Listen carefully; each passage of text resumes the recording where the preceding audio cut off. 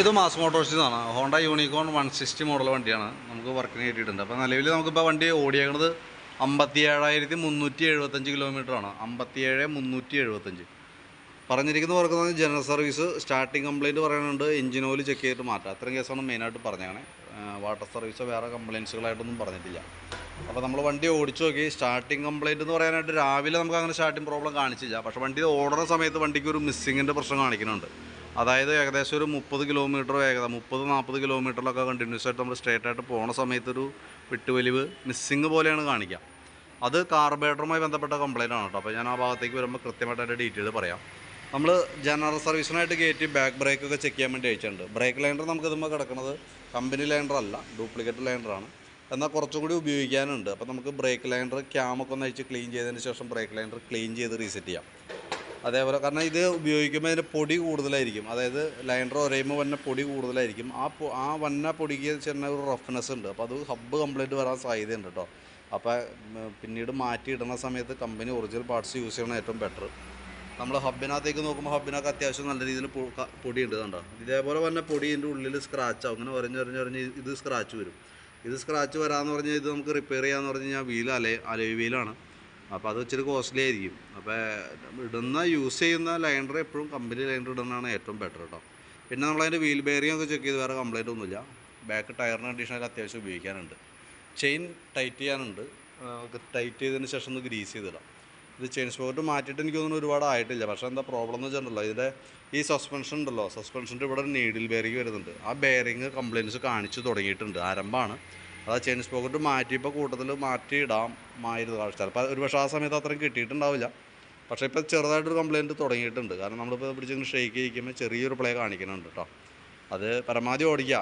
ഇതെന്താ പ്രോബ്ലം, അതിൻ്റെ ഒരു സൈഡ് എഫക്റ്റ് എന്താ വന്നതെന്ന് വെച്ചാൽ നമ്മൾ വണ്ടി കുറച്ചും കൂടി കഴിയുമ്പോഴട്ടോ, ഇപ്പോൾ നമുക്ക് അത്രയും പ്രത്യക്ഷത്തിൽ കാണുന്നില്ല.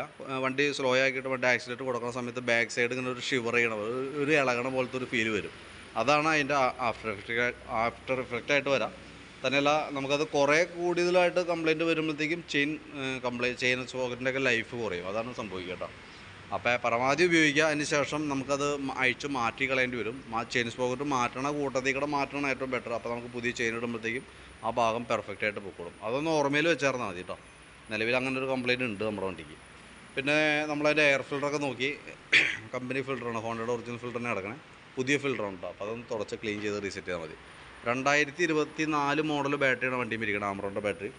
ഞാൻ അതിൻ്റെ വോൾട്ടൊക്കെ നോക്കി, 13 വോൾട്ട് വരെ കാണിക്കുന്നുണ്ട്. ലോഡ് കൊടുക്കുമ്പോഴേലും 8.52 ഏകദേശം ആ റേഞ്ചിലേക്ക് വന്നിട്ടുണ്ട്. 8 വോൾട്ടിൽ താഴേക്ക് വന്നിട്ടുണ്ട് കേട്ടോ. അപ്പോൾ സെൽഫിൻ്റെ പ്രോബ്ലം എന്തെങ്കിലും കാണിക്കേണ്ടതെന്ന് നോക്കാം. കാരണം എന്താ വെച്ചാൽ പ്രത്യക്ഷത്തിൽ ശരിക്കും പറഞ്ഞാൽ 8 വോൾട്ടിൽ താഴേക്ക് പോകുമ്പോൾ കംപ്ലയിൻറ്റ് കാണിക്കേണ്ടതാണ്.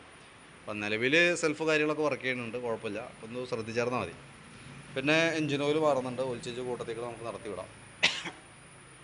ഈ ഭാഗത്തേക്ക് വരുമ്പോഴത്തേക്കും ഫ്രണ്ട് വീലിൻ്റെ ബ്രേക്കൊക്കെ നമ്മൾ അയച്ചിട്ടുണ്ട്. ബ്രേക്കിൻ്റെ ഈ കാലിപ്പർ ബ്രാക്കറ്റൊക്കെ നല്ല ടൈറ്റായിരുന്നു. അപ്പോൾ അതിൻ്റേതായിട്ടുള്ള ബ്രേക്ക് കംഫർട്ട് കുറവ് കാണിക്കുന്നുണ്ട്. അപ്പോൾ അത് നമുക്ക് അഴിച്ച് ഗ്രീസ് ചെയ്യാനുണ്ട്. ഈ ബൂട്ട് റബ്ബർ ഒന്ന് മാറ്റിയിടണം കേട്ടോ. അതേപോലെ നമുക്ക് അതിൻ്റെ ബ്രേക്ക് ഫ്ലൂയിഡ് കാര്യങ്ങളൊക്കെ ഒന്ന് ചെക്ക് ചെയ്ത് ടോപ്പ് പെയിൻ്റ് ആണെങ്കിൽ ടോപ്പ് ചെയ്ത് വിടാം. വീൽ ബെയറിംഗ് ഫ്രണ്ടിലത്തെ ചെക്ക് ചെയ്ത് വേറെ കംപ്ലയിൻ്റ് ഒന്നുമില്ല. അതേപോലെ തന്നെ ഫ്രണ്ട് ഷോക്കിൻ്റെ ആക്ഷനൊക്കെ ചെക്ക് ചെയ്ത് വേറെ കംപ്ലയിൻ്റ് ഇല്ല. കോൺസെപ്റ്റൊക്കെ ഓക്കെയാണ്, വേറെ പ്രോബ്ലം ഇല്ല. പിന്നെ നമുക്ക് അതിൻ്റെ ഈ ഭാഗത്തേക്ക് വരുമ്പോൾ സ്പാർക്ക് പ്ലഗൊക്കെ നമ്മളൊന്ന് ക്ലീൻ ചെയ്യാൻ വേണ്ടി അയച്ചാൽ പ്ലഗ് ശരിക്കും ത്രെഡ് നല്ല രീതിയിൽ ടൈറ്റ് ആയിട്ടുണ്ടായിരുന്നു. ജസ്റ്റ് ഒന്ന് ക്ലീൻ ചെയ്ത് റീസെറ്റ് ചെയ്യാം. പരമാവധി ഉപയോഗിച്ചിട്ട് മാറ്റിയാൽ മതി. പിന്നെയുള്ളത് കാർബറേറ്ററാണ്. കാർബറേറ്ററിൻ്റെ പ്രോബ്ലം എന്ന് പറഞ്ഞാൽ കാർബറേറ്റർ അഴിച്ച് ക്ലീൻ ചെയ്താൽ അത് കൃത്യമായിട്ട് കസ്റ്റമറുടെ ഒപ്പീനിയൻ ചോദിച്ച് പെർമിഷൻ മേടിച്ചിട്ട് മാത്രമാണ് നമ്മൾ അയക്കുള്ളൂ. അത് പറയാൻ കാരണം എന്താ വെച്ചാൽ ഇപ്പോഴത്തെ പെട്രോൾ E20 എന്ന് പറയുന്ന പെട്രോളാണ്. അത് ശരിക്കും പറഞ്ഞാൽ എത്തനോളാണ് 20%. അതായത് 1 ലിറ്റർ പെട്രോൾ മേടിച്ചാൽ അതിനകത്ത് 200 മില്ലി എത്തനോൾ മിക്സിങ്. അതാണ് അതിൻ്റെ ഒരു റേഷ്യോ പറയണത്.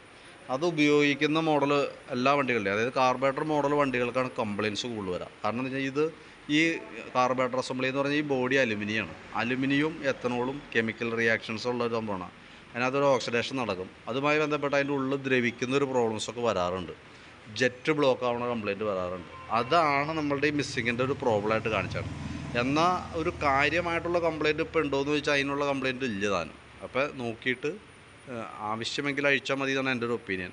ഇതെന്താ പ്രോബ്ലം എന്ന് വെച്ചാൽ നമ്മളിപ്പോൾ അഴിച്ച് ക്ലീൻ ചെയ്തു എന്ന് കരുതാം. മിസ്സിങ്ങിൻ്റെ പ്രോബ്ലം ഒരു 90% നമുക്ക് മാറ്റാനായിട്ട് പറ്റും. അപ്പോഴും 100% അത് ക്ലിയർ ആവില്ല. 90% മാറ്റാനായിട്ട് പറ്റും. പക്ഷേ നമ്മൾ അഴിച്ച് ക്ലീൻ ചെയ്ത് റീസെറ്റ് ചെയ്യുന്ന സമയത്ത് അതിൻ്റെ ഉള്ളിൽ ഇതേപോലെ ദ്രവിച്ച് കാര്യങ്ങൾ എന്തെങ്കിലും ഇരിക്കണമെങ്കിൽ നമ്മൾ അഴിച്ച് റീസെറ്റ് ചെയ്യുമ്പോൾ പെട്രോൾ ഓവർഫ്ലോ കണ്ടിന്യൂസ് ആയിട്ട് വന്നുകൊണ്ടിരിക്കും. അങ്ങനെ വന്നു കഴിഞ്ഞാൽ പിന്നെ നമുക്ക് കാർബറേറ്റർ അസംബ്ലി മാറ്റി പുതിയത് വെക്കാനാണ് പറ്റുള്ളൂ. അപ്പോൾ അതുകൊണ്ട് തന്നെ ആവശ്യമെങ്കിൽ മാത്രം നമ്മൾ അഴിച്ചാൽ മതി.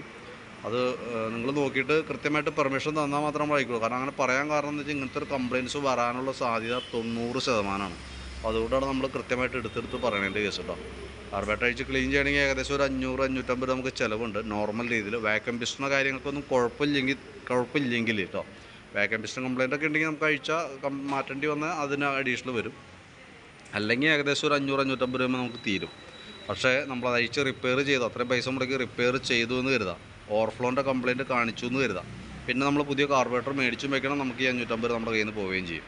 അപ്പോൾ അതുകൊണ്ട് നോക്കിയിട്ട് ചെയ്താൽ മതി എന്നുള്ള എൻ്റെ ഒരു ഒപ്പീനിയൻ. വീഡിയോ കണ്ടതിന് ശേഷം നോക്കിയിട്ട് പറയാം. ഇനി അഴിച്ച് ക്ലീൻ ചെയ്യണമെന്ന് പെർമിഷൻ തരാണെങ്കിൽ നമ്മൾ അഴിച്ച് നോക്കാം. പക്ഷേ അതിൻ്റെ പിന്നിൽ ഇങ്ങനത്തെ ഒരു റിസ്ക് ഉണ്ടെന്നുള്ള ദിവസം മനസ്സിലാകാം. ഓവർഫ്ലോ കംപ്ലയിൻറ്റ് കാണിച്ചാൽ കാർബറേറ്റർ അസംബ്ലി നമുക്ക് മാറ്റി വയ്ക്കേണ്ടി വരും. പുതിയ കാർബറേറ്റർ വെച്ച് കഴിഞ്ഞാൽ മിസ്സിങ്ങിൻ്റെ കംപ്ലയിൻറ്റ് മാറും. പക്ഷേ എന്താ പ്രോബ്ലം എന്ന് വെച്ചാൽ നമുക്ക് ഉപയോഗിക്കാൻ കിട്ടുന്ന പെട്രോൾ സെയിം പെട്രോൾ തന്നെയാണ്. അപ്പോൾ അതിന് റിപ്പീറ്റേഷൻ വരാനുള്ള സാധ്യതയും നിലവിലുണ്ട്. അപ്പോൾ അതുകൊണ്ട് അതൊക്കെ അറിഞ്ഞ് വെച്ചിട്ട് നോക്കാം, അതനുസരിച്ചിട്ട് പെർമിഷൻ ഇടാം. ഞാനപ്പോൾ എൻ്റെ ഒരു ഏകദേശം ഒരു എസ്റ്റിമേറ്റൊക്കെ ആക്കാം. എൻ്റെ ഡീറ്റെയിൽസ് വാട്സപ്പിലേക്ക് ഷെയർ ചെയ്ത് തരാം. വീഡിയോ കണ്ടതിന് ശേഷം നോക്കിയിട്ടൊന്ന് റിപ്ലൈ ചെയ്യാം. അതനുസരിച്ച് നമുക്ക് വർക്ക് കണ്ടിന്യൂ ചെയ്യാം കേട്ടോ. ഓക്കെ.